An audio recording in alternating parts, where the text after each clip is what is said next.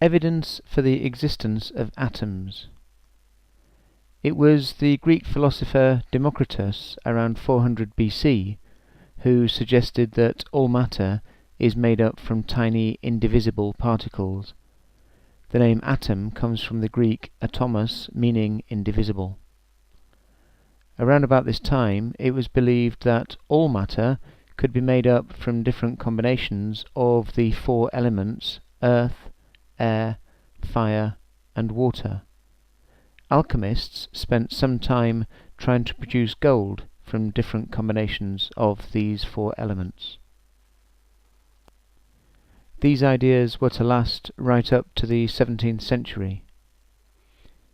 Newton, in 1675, suggested that in reactions, new products are made by the separating and reforming of particles.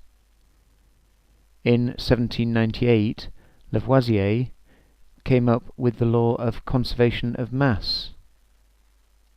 He had found that in a chemical reaction, the mass of the products is equal to the mass of the reactants. Proust experimented between 1797 and 1804, and he came up with the law of constant composition. All samples of a given chemical compound will have the same composition. For example, a sample of water, which we now know to be H2O, will always consist of 1/9 hydrogen and 8/9 oxygen by mass. You don't find water with a little bit more hydrogen or a little bit more oxygen, for example. In 1803, Dalton suggested the law of multiple proportions. This was that when two elements combine, the masses are always in small whole number ratios.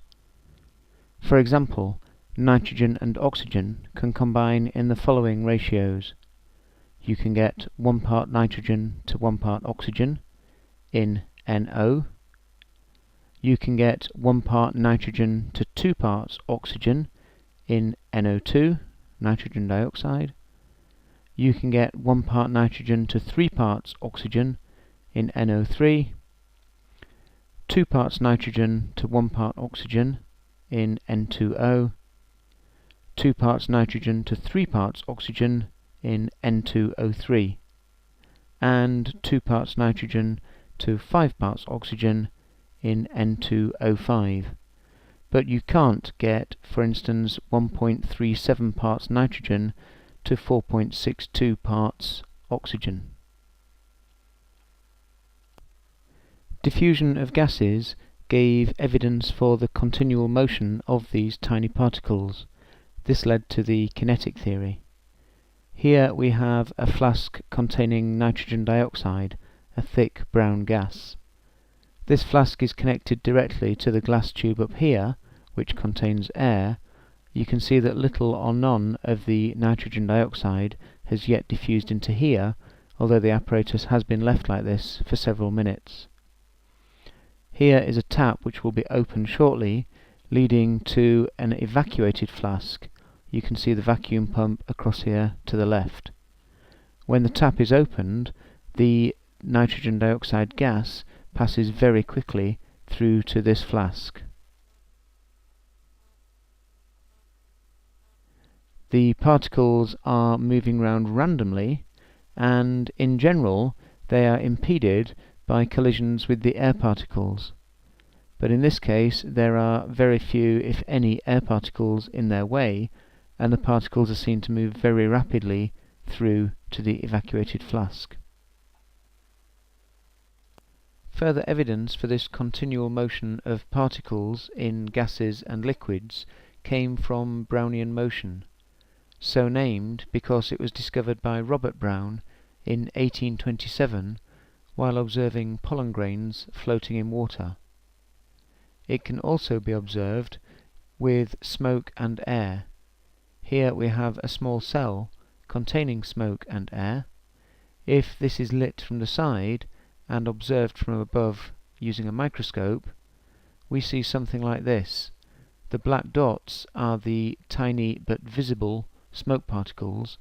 We can't obviously see the air particles with the microscope. What's observed is a random jiggling or motion of the smoke particles, something like this. This line shows the path of an individual smoke particle. You'll see they tend to move in straight lines of varying lengths. The motion is caused by collisions with the much smaller and faster air molecules.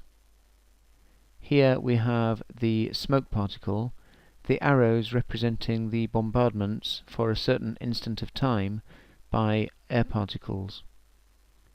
You'll notice there are rather more collisions at this instant on the left than on the right, and so the smoke particle is likely to move in a direction something like this. It will then experience further collisions which may send it off in a different direction.